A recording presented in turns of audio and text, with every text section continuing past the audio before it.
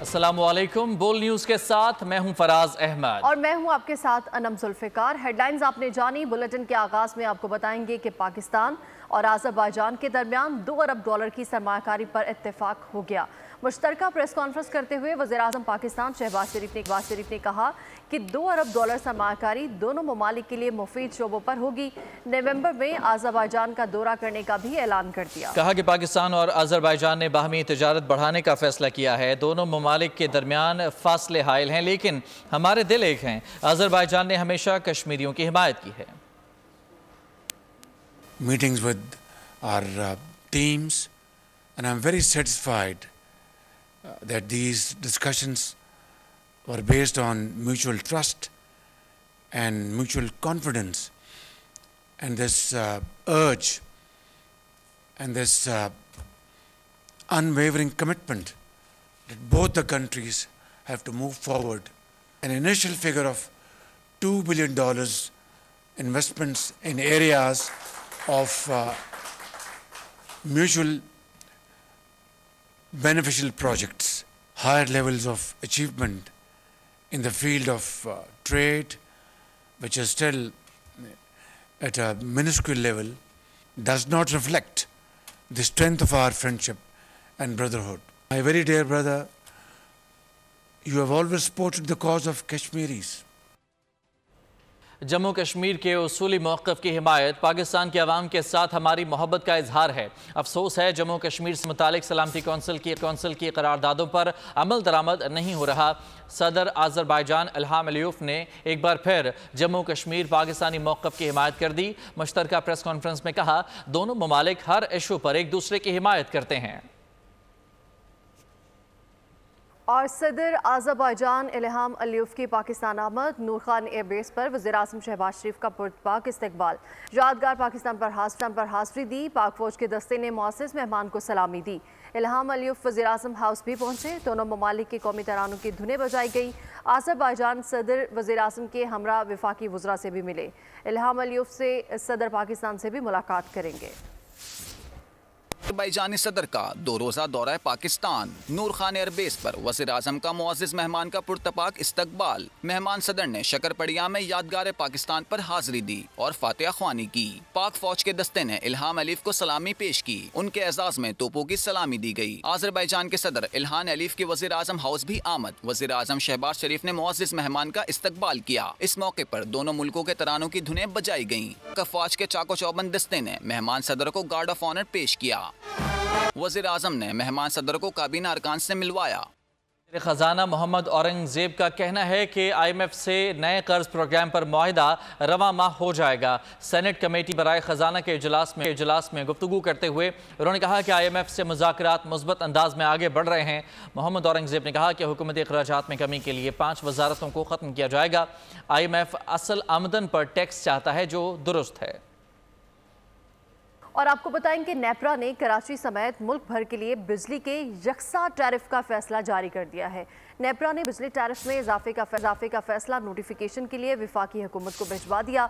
घरेलू सारिफीन के लिए बिजली का फ़ी यूनिट बुनियादी टैरिफ 48 रुपये 84 पैसे तक होगा, जबकि माहाना 201 से 300 यूनिट का टैरिफ 7 रुपये 12 पैसे इजाफे से 34 रुपये 26 पैसे का हो जाएगा। 301 से 400 यूनिट के टैरिफ में 7 रुपये 2 पैसे का इजाफा, 401 से 700 यूनिट तक 6 रुपये 12 पैसे का इजाफा होगा। 700 से जायद के टैरिफ में 6 रुपये 12 पैसे इजाफे से फ़ी यूनिट टैरिफ 48 रुपये 84 पैसे का हो जाएगा। वफाकी हुकूमत बिजली के बुनियादी कीमत में इजाफे का नोटिफिकेशन जारी करेगी। ऑपरेशन में किसी को बेघर नहीं किया जाएगा। अज़्म इस्तेहकाम नया फ़लसफ़ा नहीं, नेशनल एक्शन प्लान का हिस्सा है। अवाम की फ़ौज पर एतमाद करके फ़ौज के साथ खड़ा होना होगा। फ़ौज ने ऑपरेशन से बहुत कुछ सीखा है। फ़ौज रियासत नहीं, इसका हिस्सा है। सिक्योरिटी हुकाम की पेशावर में ब्रीफिंग। हुकाम का कहना था कि पुलिस भी अपने जिम्मेदारी संभाले। हमें चौकियों पर बैठने का शौक़ नहीं। मुल्क में अदालती निज़ाम इंतहाई कमज़ोर और सुस्त है। मिलिट्री कोर्ट्स में सज़ाएँ तेज़ रफ्तारी से और इंसाफ पर मबनी होती हैं। मुल्क में इस्तेहकाम معاشی بہتری کے بغیر ممکن نہیں۔ فوج کو کمزور کرنے والی قوتیں پاکستان کو عراق، لیبیا اور شام بنانا چاہتی ہیں۔ کرمنل اور اسمگلنگ مافیا ملک میں قانون کی حکمرانی نہیں چاہتے۔ سول اداروں اور پولیس میں پوسٹیں بکتی ہیں۔ قوم کو پتہ ہونا چاہیے کہ یہ پوسٹیں کون خریدتا ہے اور مقاصد کیا ہیں۔ سول حکومتوں کو قوم کے سامنے جواب دہ ہونا چاہیے۔ بتایا گیا 2024 میں 22,714 انٹیلیجنس بیسڈ آپریشن ہوئے۔ پاک فوج کے 111 جوان شہید ہو گئے، 163 دہشت گرد مارے گئے۔ اور سنی اتحاد کونسل کی مخصوص نشستوں سے متعلق فیصلہ کل دن 12 بجے سنا جائے گا۔ چیف جسٹس پاکستان قاضی فائز عیسیٰ مخصوص نشستوں کا مختصر حکم نامہ سنائیں گے۔ اس حوالے سے کاسٹ لسٹ جاری کر دی گئی ہے۔ 9 جولائی کو سپریم کورٹ نے مخصوص نشستوں سے متعلق درخواست پر فیصلہ محفوظ کیا تھا۔ سنی اتحاد کونسل کو اسمبلیوں میں خواتین اور اقلیتوں کی مخصوص نشستیں ملیں گی یا نہیں؟ فیصلہ کیا ہوگا؟ سب کی نظریں اب سپریم کورٹ پر۔ کیس کے پس منظر کچھ یوں ہے۔ عام انتخابات کے بعد مارچ میں الیکشن کمیشن پاکستان نے 4-1 کی اکثریت سے فیصلہ جاری کیا تھا، جس میں کہا گیا کہ سنی اتحاد کونسل کو پارلیمنٹ میں مخصوص نشستیں نہیں مل سکتی، کیونکہ اس جماعت نے انتخابات سے قبل مخصوص سیٹوں کے لیے امیدواروں کی فہرستیں جمع نہیں کرائیں۔ الیکشن کمیشن نے یہ بھی فیصلہ کیا تھا کہ یہ نشستیں پارلیمنٹ میں موجود دوسری جماعتوں کو تقسیم کر دی جائیں گی، جس کے بعد الیکشن کمیشن نے خواتین اور اقلیتوں کی مخصوص نشستیں دیگر سیاسی جماعتوں میں تقسیم کر دیں۔ 4 مارچ کو پشاور ہائی کورٹ نے بھی الیکشن کمیشن کے اس فیصلے کو برقرار رکھتے ہوئے سنی اتحاد کونسل کی استدعا مسترد کر دی، جس کے بعد سنی اتحاد کونسل کے چیئرمین صاحبزادہ حامد رضا نے اپریل میں اس فیصلے کو سپریم کورٹ میں چیلنج کر دیا تھا۔ 6 مئی کو سپریم کورٹ نے سنی اتحاد کونسل کی مخصوص سیٹوں پر الیکشن کمیشن پاکستان اور پشاور ہائی کورٹ کے فیصلے کو معطل کر دیا۔ معاملہ دوبارہ الیکشن کمیشن چلا گیا، جس کے بعد ای سی پی نے معاملے کی تشریح کی۔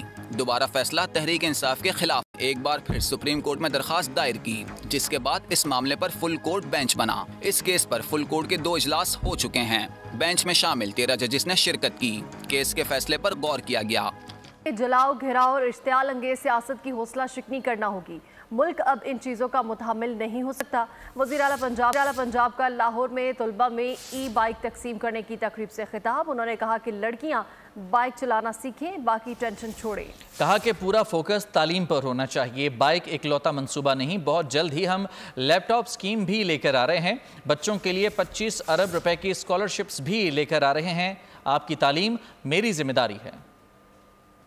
چاہتی ہوں کہ پنجاب کی جو یوتھ ہے وہ اس کو ہم کنسٹرکٹیو کاموں میں ان کا زیادہ فوکس ہو، تاکہ یہ گھیراؤ، جلاؤ، گالی گلوچ، گریبان پکڑ لو، سڑک پہ آ جاؤ، جلا دو، آگ لگا دو، میں اس طرح کی سیاست سے ہمیں دور رہنا چاہیے۔ اس طرح کی سیاست کو ہمیں ڈسکریج کرنا چاہیے۔ یہ ملک اب اس چیز کا متحمل نہیں ہو سکتا۔ اس ملک کو ترقی چاہیے، اس ملک کو پروگریس چاہیے۔ میں بیٹیوں سے یہ کہوں گی کہ آپ ضرور بائک چلانا سیکھیں، تاکہ آپ انڈیپینڈنٹ بھی ہوں اور آپ کسی پہ بوجھ بھی نہ بنے۔ میں چاہتی ہوں آپ اس سٹریس سے آزاد ہو کر اپنا پورا فوکس جو ہے وہ اپنی ایجوکیشن پہ رکھو۔ اور میں پنجاب کے اسٹوڈنٹس کو آج یہ بھی بتانا چاہتی ہوں کہ یہ جو بائکس ہیں یہ اکلوتا منصوبہ نہیں ہے جو میں اپنی یوتھ کے لیے، اپنے اسٹوڈنٹس کے لیے لے کے آ رہی ہوں۔ انشاءاللہ تعالیٰ ان دا کمنگ ڈیز ہم لیپ ٹاپس بھی لے کر آ رہے ہیں۔ مجھے بہت جگہوں سے جب میں جاتی ہوں، لوگوں سے ملتی ہوں، بچوں سے ملتی ہوں، تو مجھے یہ سننے کو ملتا ہے کہ ہم پڑھنا چاہتے ہیں لیکن ہمارے پیرنٹس ہماری فی افورڈ نہیں کر سکتے، تو ان کے لیے ہم انشاءاللہ تعالیٰ آپ کی تعلیم اللہ کے فضل سے میری ذمہ داری ہے، اس کو میں پورا کروں گی انشاءاللہ۔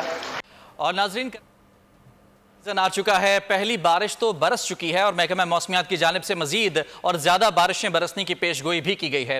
شہر میں اس حوالے سے کیا انتظامات کیے گئے ہیں، اس حوالے سے گفتگو کرنے کے لیے D G S B C A جناب رشید سولنگی صاحب ہمارے ساتھ اس وقت اسٹوڈیو میں موجود ہیں۔ رشید صاحب بہت شکریہ آپ کا اثر وقت دینے کے لیے۔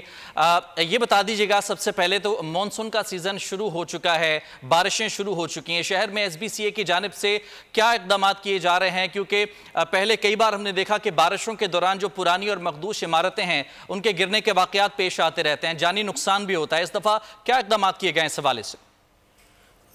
جی بہت شکریہ، بسم اللہ الرحمن الرحیم۔ اس دفعہ سندھ بلڈنگ کنٹرول اتھارٹی نے اپنا کانٹیجنسی پلان پہلے سے تیار کیا ہوا ہے، جس میں keeping in view the monsoon season ایک رین ایمرجنسی سینٹر جو ہے وہ اسٹیبلش کر دیا گیا ہے، headed by the director demolition, اور ان کے جو نمبرز ہیں وہ ہم نے میڈیا کے ذریعے جو ہے نا اس کو ڈسیمینیٹ کیا ہے تاکہ کہیں پہ بھی کسی قسم کی کوئی اگر بلڈنگ ٹلٹ ہوتی ہے یا ڈیمولش ہونے جا رہی ہے تو وہ ہمیں بتا دیں تو ہم امیڈیٹلی ہمارا جو ڈیمولیشن اسکواڈ ہے وہ پہنچ جاتا ہے.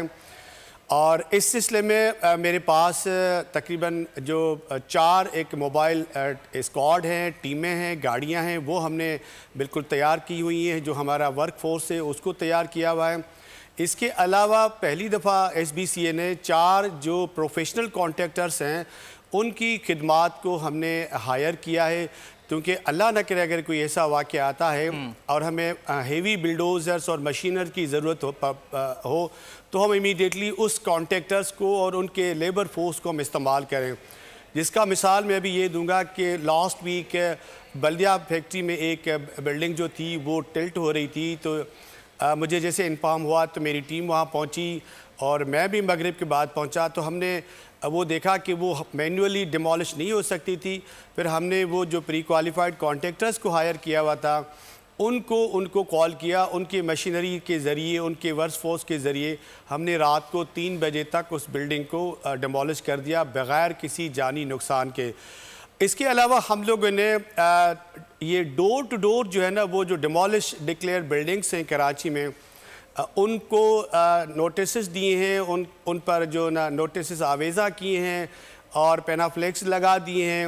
لاؤڈ اسپیکر پہ ہماری ٹیم وہاں جا کے ان لوگوں کو اپیلیں کر رہی ہیں کہ جی مونسون کے دوران آپ اپنی مخدوش بلڈنگوں سے نکل جائیں تاکہ ہم آپ کی زندگی کو بچائیں، کیونکہ government of Sindh S P C A کی پوری کوشش ہے کہ ہم انسانی جانیں جو قیمتی ہیں اس کو بچایا جا سکے. تو یہ ہماری ایفرٹس ہیں. ہم نے اویئرنیس کے طور پر پاکستان کی جتنے بھی بڑی اخبارات ہیں ان میں پچھلی ویک بھی ہم نے اپیل ٹائپ کی تھی کہ جی کراچی میں پورے سندھ میں جو بلڈنگز ہیں وہ تقریباً 772 بلڈنگز ہیں جو ڈینجرس ڈکلیئرڈ بلڈنگ ہیں. اب ان 772 میں سے 554 جو بلڈنگ ہیں وہ صرف کراچی کی ہیں.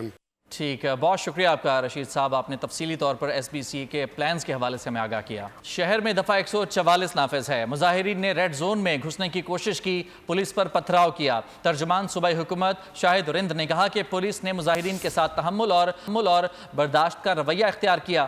ریڈ زون اور ریاستی اداروں کو جگمال بنانے کی کسی کو بھی اجازت نہیں دی جائے گی. مزید کہا کہ پرامن احتجاج کرنا چاہتے ہیں تو ریاست کو کوئی اعتراض نہیں. ریڈ زون میں کسی کو بھی داخلے کی اجازت نہیں ہے. اور آپ کو بتائیں کہ لبنان اسرائیل پر حملے تب بند کرے گا جب اسرائیل غزہ پر حملے روک دے گا.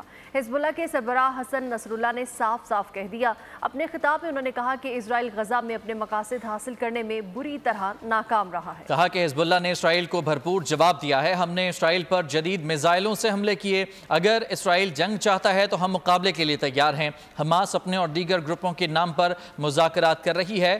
حزب اللہ حماس کے ہر فیصلے کی حمایت کرے گی.